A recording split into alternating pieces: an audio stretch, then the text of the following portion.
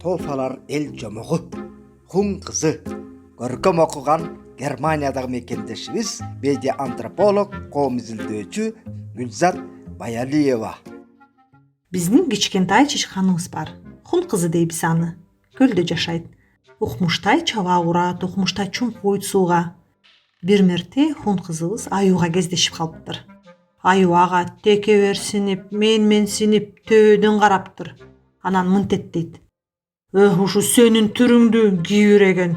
Ушу түрүң менен сен да тирүү жансыңбы? Колуңдан эмне бале келет? Кийбиреген чычкандын корко турганда, сүрдөй турганда түрү жок экен. Мынтип айтыптыр. Колумдан баары келет, күч сынашалыбы? Мына көлдү кимибиз тез сүзүп өтөр экенбиз. Аюу албетте баш тартмак беле. Ага күлкүлүү туюлуптур мындай сунуш. Мөлдөшөлү, дейт кебелбей. Экөө сууга секирет. Жарыш башталат. Кичкентай чычкан чаба куруп, тез эле аркы жээкке жетип барат. Аюунун салмагы таштай оор да. Канчалык чамынса болбой артта калат. Аз жерден чуңкуп өлө сактап артка кайтат.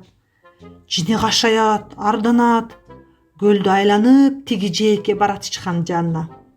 Бу эмне деген шумдук, дейт ичинен. Кийбиреген чычканга жээкке сузуп чыкты, а көлтөйгөн мөнчү. Чычкан болсо күлөп отурат, ушул эле жетпей аткансып. Аюунун огош бетер жаны кашайып бүркетет. Сени көрөйүн деген көзүм жок, дейт да уялганынан, жинденгенинен токойго кирип кетет.